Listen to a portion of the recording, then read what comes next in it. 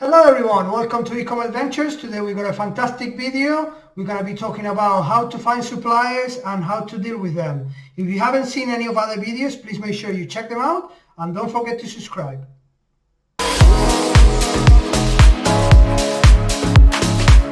How to find and deal with suppliers.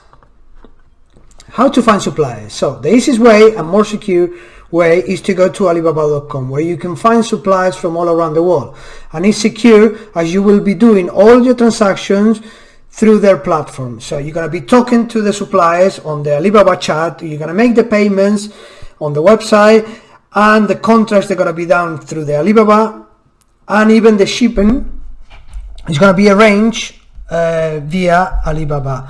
Also, you can do inspections. Inspections means you send in a company to inspect your products once they are completed, once they are ready to go. You pay for an inspection to make sure this is all done correctly as they told you they were going to be done. I recommend this to do it for certain products. Other products, maybe it's not worth it to do it, because if you source in a very cheap product, but if you find a good supplier, sometimes it's not need an inspection, but well, it's an option they offer in, and sometimes it's good to do it, sometimes it's not as good to do it. I'll leave that one to you guys. Another thing to take in consideration here is when you're looking for a supplier, the aim is to deal with the source, so the manufacturer. Try to avoid trading companies.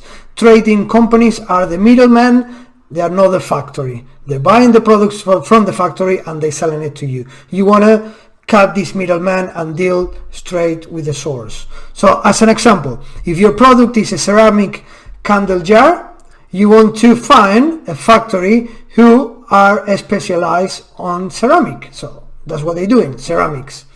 How can you tell? This is how can you tell. You can tell on the top bit, you'll see the name. This is what it says. The first bit of the name, it says where the factory is located. It could be Shenzhen, could be Shanghai, or different ones. Second bit is the name of the company. Third bit is what they do. So it could be ceramic, silicone, wood. So by the name you can tell what type of factory is. Another good tip here is to try, guys, to find a factory that is located on the coast. Okay, all these places here. So Shanghai, Shenzhen, Guangzhou, that's a good one. Fuzhou, if I say it correctly. Try to find one here. It's much easier for logistics to have your factory here next to the coast than here in the middle of China, as they're gonna have to send your product to one of these ports here and then with the boat back to England. So let's go now to the website, to Alibaba, and I'm gonna show you a bit more there. All right, Alibaba.com. So we are here on the website. Here, this is the search bar where we have this bit. It says product or suppliers. We're gonna keep it on products because this is what we're looking. Our product, remember, is a ceramic candle jar. So we click on search, and here we have all the suppliers. So you can see. Remember what I told you, the first bit is where they're from, and then the name and what they're doing. Okay, so we want to deal with factories, no trading companies. So let's analyze a few. Let's see what we got here. Let's see. Let's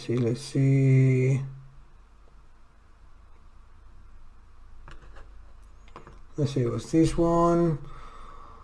Okay, so this one straight away tells us here trading company.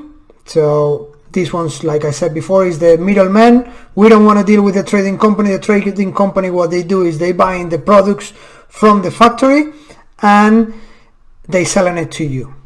So we're not going to deal with trading factories, only to the source. We're looking for factories. When you see here trading company, click out. Factories and ceramic factories. This one, let's have a look on this one. Manufacturer. Okay, we are in the good.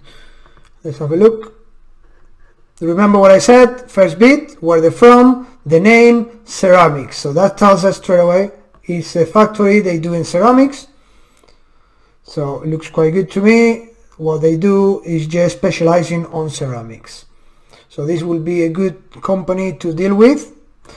Let's talk about a bit about these things here. So 4 years, this batch, it tells us how long they've been dealing, how long they've been on Alibaba at least. So 4 years, they have experience. Trade assurance. So trade assurance, this is like an insurance that Alibaba offers to us, let's say to whoever buys from the platform. Some factories they are taking part on this trade assurance, some factories no. Normally I try to deal with factories that they are on the trade assurance. So what it is an insurance that if something goes wrong with your order, then you can trigger the dispute process and the insurance will give you the money back. So let's say you order 500 units from your product and the factory only delivers 250, unacceptable. You trigger the trade assurance and Alibaba will return your money. So it's good to know, and it's good to pick manufacturers that they have trade assurance. Gold supplier, that is here, this batch here. This is a batch that the factories they pay to Alibaba, is like a subscription to be members of the gold supplier. Okay, so it's another extra assurance for you. If they're a good supplier, it means they're okay supplier. So let's go and have a look at another one. Close this. Let's see this one. This one looks good too. The name, where they're from, ceramics, manufacturing and trading company. So they are manufacturer and also they are trading company. So they manufacture and they're selling products. Also this bit, verified supplier, that means that they are verified by Alibaba. So Alibaba has sent a team to make sure that what this factory is saying here that they do and they have is correct. So this factory, let's say they say, oh, we got so many machines and we can manufacture so many units per month. With the verification, verify means that it's truth. They have all this, what they say they have. Okay, this one looks quite good too. Ceramics. So it will be a good place to start, send them the script to and start negotiating with them, because these ones, they look that they do the type of product that we're looking for. Yeah. So all this is important for you guys to know. Always look for the manufacturer, and manufacturers there are doing the product that you're looking for. Okay. Supplier interaction. We have selected our suppliers and now we're about to interact with them. Okay, it's really important to interact with suppliers with confidence and always be professional and polite. The way you present yourself to them from the beginning will make a big difference on how seriously they'll take you. It will make a difference on what prices they give you, and it will make a difference on how they see you. So they have to see you as they can have a long-term relationship. You have to try to make them see the bigger picture. Yeah, you always keep in mind that these factories, they're getting around thousands of inquiries daily. Lots of them time wasters. So you don't want to be one of them. You don't want to come across like one of them. This is why you must present yourself and your company correctly, using the correct terms, and have some knowledge of the specification of the product you're about to purchase. So let's say what materials your product is made of, and you need to know a bit about your product. So do your research about your product before you interact with the suppliers. Okay, you have these 6 suppliers that you want to start asking questions. You want to know about prices, you want to know about how long it takes to manufacture the product. So you're going to do this with a script. So the conversation is going to start with a script. You're going to send the same script to 5 suppliers. And this is what the script has to say. Number 1, introduction of you and your company. Example, my name is Peter Jones. I'm a sales manager for PT Group. Another way can be, hello, my name is Peter Jones. I'm sales manager for an established company in the UK. We're launching a new product and we have a few questions. So present yourself with professionalism and confidence. Then second, specifications of the product you're looking. If you need to attach pictures, you attach pictures if it's necessary. So you tell them exactly what size you need, the color you need, if it requires a logo, packaging. Okay. Then you need to ask clear questions that you need answers for. Example, are you able to produce according to my specifications? Yeah. You need to ask these questions, because if someone says, no, I'm sorry, I cannot provide this color, I cannot provide this size, that's it. No need to carry on with this supplier. So on the script, you need to have these questions in order to filter them, to filter the suppliers, and don't waste time with people who cannot manufacture your product. Another question that you need to put there on the script is, what would be the price for 500, 1000, 2000 units EXW price? What this means? That means that you want to ask for different units amount, so you know more or less if you order 500, how much less it will be if you order 1000, how much less will be if you order 2000. So you start knowing your prices here. Okay. What is the lead time? The lead time is how long it takes them to manufacture the product. And always finish the script in a polite and professional manner. Regards, Peter Jones, CEO from the company you put in it, or looking forward to hear from you. Be professional. Okay, for those ones you know, EXW means cost of the manufacture of the product only. Okay, in shipping terms, they use different terminologies that we're gonna go in more advanced and more into that in maybe in other videos. But these ones, when you're asking for price, is these ones that you need to ask. That means the price of manufacturing the product only, not the sending it to the port, sending it to England, sending it to America. No, just the cost of the manufacture. That's why you need to put EXW price. Carry on. Now you send them the script, they reply to you. You have filtered those ones they can manufacture your product according to your specifications. Okay, so now you start the negotiation process. Really important negotiation process. And this is some tips that I have for you guys here. Be patient. Don't let them see that if you are in rush, you are in rush. Be patient. It's a patient game. Don't let them sense that you're in rush, otherwise they're gonna get you. He wants to buy quickly and they're gonna put you the price up. Okay, don't let them pressure you. What I mean with this is, don't let them tell you, minimum quantity is 5,000. No, don't let them, you need to buy this and that color if you want to.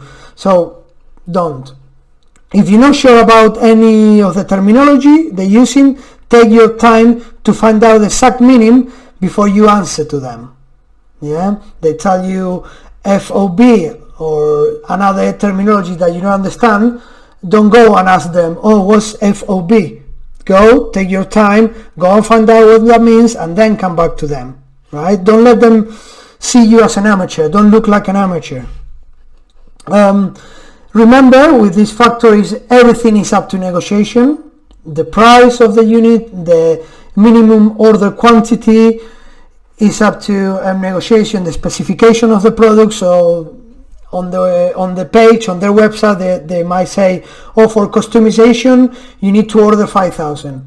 That's up to negotiation. It's not like set that you need to order 5,000 units in order for them to put a logo on it, or to change the color, or to change the packaging. No, all these things are for negotiation. Always negotiate the price of unit and shipping cost separately. It's two different things: how much it costs to manufacture the product and how much it costs to ship it to the UK, to the US, to wherever you want to ship it. It's two different things. Now, it's very important to negotiate these two things separately. Sometimes the manufacturers, you're going to see that they're going to tell you, oh, the unit cost $5 including shipping. No. Excuse me, sir, please tell me how much is the unit cost, and the shipping we will organize it later on.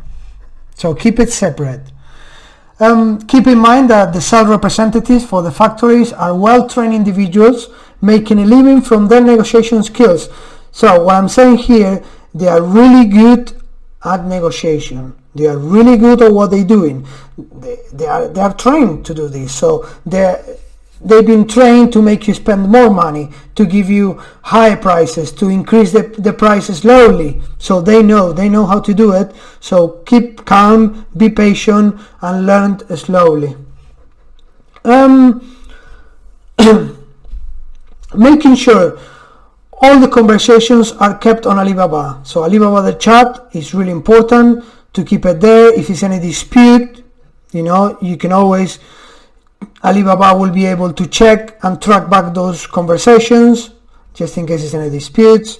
Always keep in mind that the sales representatives for the factories, they're not your friends, but they're not your enemy either. So it's like you need each other. So you need the factory to manufacture your product, and they need you to buy to carry on. So it's about to find the balance, and communication is a really good thing to have with the suppliers. If you can find a supplier who communicates correctly, that they speak English good, and they answer your questions straight away, it's gonna make a difference on the success of your product. Okay, so I hope you enjoyed this video, and I'll catch you next time.